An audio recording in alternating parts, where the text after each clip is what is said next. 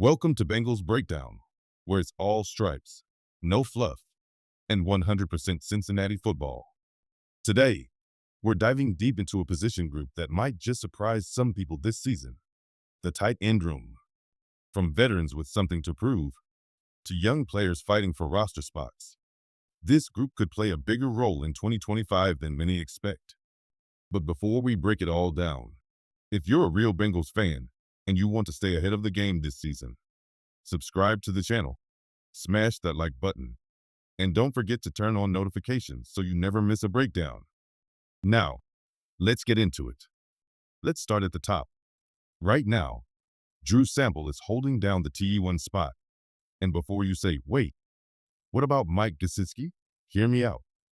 Yes, Gesicki is a playmaker, but he plays more like a big slot receiver than a traditional tight end.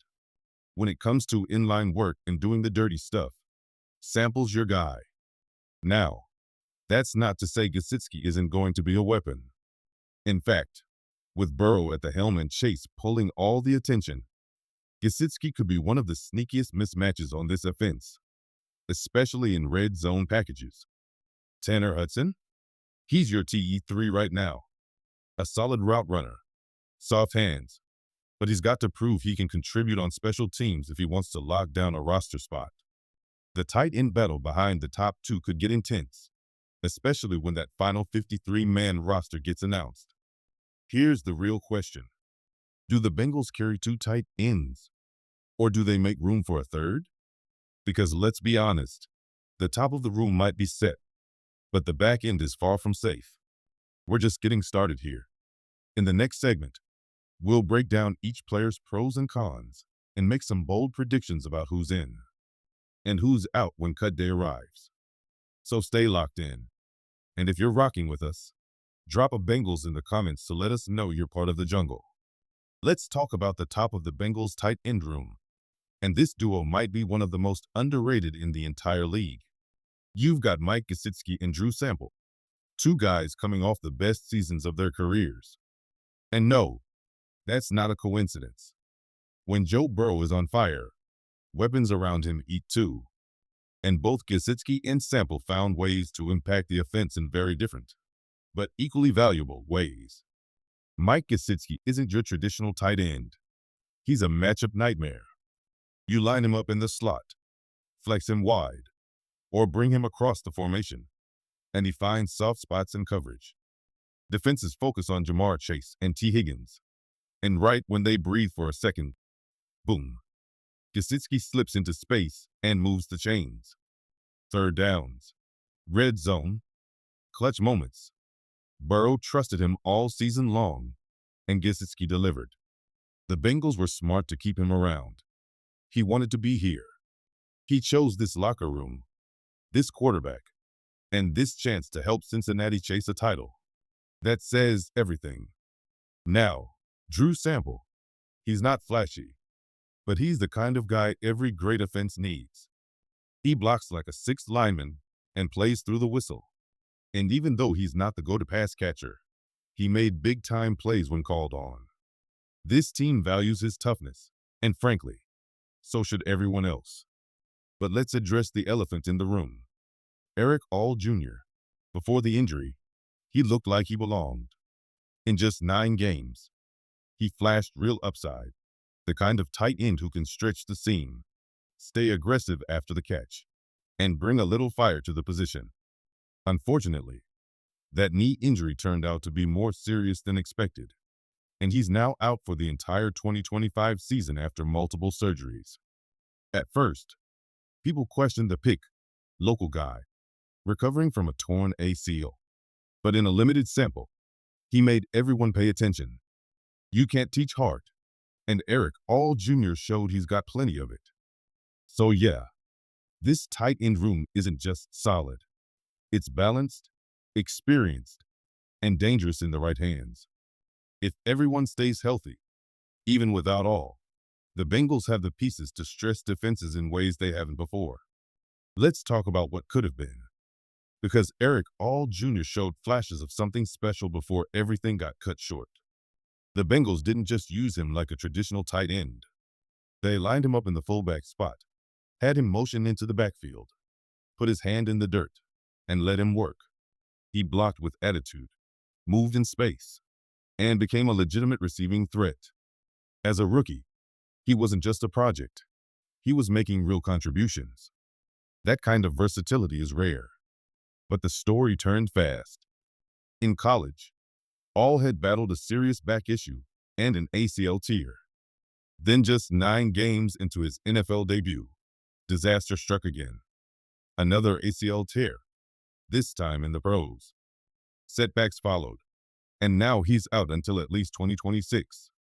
And let's be honest, if All Jr. were healthy, this tight end conversation would look completely different. There would be far less uncertainty. In fact, Mike Gesicki might not even be on the roster if All had stayed on track. That's how highly the Bengals viewed his upside. But that's not the reality right now. Instead, Cincinnati will roll forward with Sample and Gesicki leading the room, and build from there, likely placing All Jr. on the PUP list to free up a roster spot as he continues rehab. It's frustrating, because what we saw from him in those 9 games gave fans real hope. But in this league, health is everything. And until Eric All gets fully right, the Bengals have to prepare like he's not part of the plan, at least for now. There's still upside in this room. But make no mistake, the loss of Eric All Jr. in 2025 stings. Now this is where the competition heats up, because the Bengals' tight end room has 2 players named Tanner, and both are fighting for just one possible spot. Let's start with Tanner Hudson. A lot of Bengals fans still haven't forgiven him for that Week 1 fumble near the goal line last season. It was a momentum killer, no doubt. And when you lose a tight game, people remember the mistakes. Fair or not, that moment has stuck to his name. But here's the thing. Outside of that one play, Hudson's actually been solid. Reliable hands, dependable routes, and he's made plays in key situations. He's never going to be a superstar, but he's the kind of guy who can quietly move the chains when you need it. Still, despite everything he brings, his roster spot is far from guaranteed. Then there's the other Tanner, Tanner McLachlan. Drafted in 2024 out of Arizona, the Bengals were clearly high on him from the jump. They kept 5 tight ends on the roster just to hold on to him last year. But here's the truth. He only appeared in 2 games. Developmental year or not, that's not a great sign heading into his second season. This year, there's no grace period. McLachlan needs to show up and show out. Training camp, preseason, every rep counts. Because the Bengals aren't just going to keep him around again just in case. He either proves he belongs or he's out. Let's be real. There's very little chance both Tanners make the team. The depth chart simply doesn't have room. One is staying, one is likely gone. And it wouldn't be surprising if Cincinnati explores trade options for Hudson, especially if another team is thin at tight end. You're not getting a star in return, but even a late-round pick is better than nothing if he's not in your long-term plans. These 2 are among the biggest wild cards in camp, and over the next few weeks, we're going to find out who earns that last chair in the tight end room. Now let's wrap up the Bengals' tight end battle by focusing on the final few names fighting for survival. And yes, it's still wide open. Let's circle back to Tanner McLachlan for a moment. If he doesn't show real flashes in camp and preseason, the Bengals will likely try to slide him onto the practice squad. But there's a risk. He's a former 6th-round pick, and if they expose him to waivers, there's a good chance another team looking for upside will scoop him up. If that happens, his Cincinnati chapter ends before it really began. Alongside McLachlan and Hudson, there are 2 more tight ends to keep an eye on: Cam Grandandy and Cole Taylor. Cam Grandandy is an undrafted free agent the Bengals genuinely like. They gave him a 1-year deal, not a roster guarantee, but definitely a sign of interest. He's physical, he's smart, and he's someone the coaches trust. Based on what we've heard, there's a real shot he makes the final 53. Then there's Cole Taylor, this year's undrafted rookie out of West Virginia. He's got size, flashes good hands, and had moments in college where you could see legitimate potential. But let's be honest, Unless there's an injury or he completely dominates camp, he's probably a long shot. That doesn't mean he's done. Every camp has a surprise riser, but the odds are stacked. So where does this leave us? Drew Sample and Mike Gesicki are the clear locks. They're the leaders, and their roles are safe barring injury. After that, 2 spots, maybe 3, are up for grabs between Hudson, McLachlan, Grandandy, and Taylor. Last year, Cincinnati kept 5 tight ends. This year, feels like 4 is the max. That's a tight squeeze. And with that kind of pressure, every rep matters. The battle for the Bengals' tight end room is far from settled. And as camp approaches, this position could turn into one of the team's most underrated storylines. When the final cuts come down, 2 names are already locked in: Mike Gesicki and Drew Sample. No surprises there. They're experienced, proven, and fit exactly what the Bengals want from their top 2 tight ends. But behind them, that's where it gets murky. Right now, both Tanner Hudson and Tanner McLachlan sit in that maybe safe zone. It's likely one survives and one doesn't. Which one? That'll depend entirely on how they perform in training camp. Hudson has experience and flashes of production, but McLachlan has upside and a rookie contract. Something's got to give. Then there's Cam Grandandy. The Bengals didn't just bring him in for depth. They genuinely like what he brings to the room. He's physical, works hard, and has earned the staff's trust. A one-year deal doesn't mean much in the grand scheme of things, but it shows they see value in keeping him around.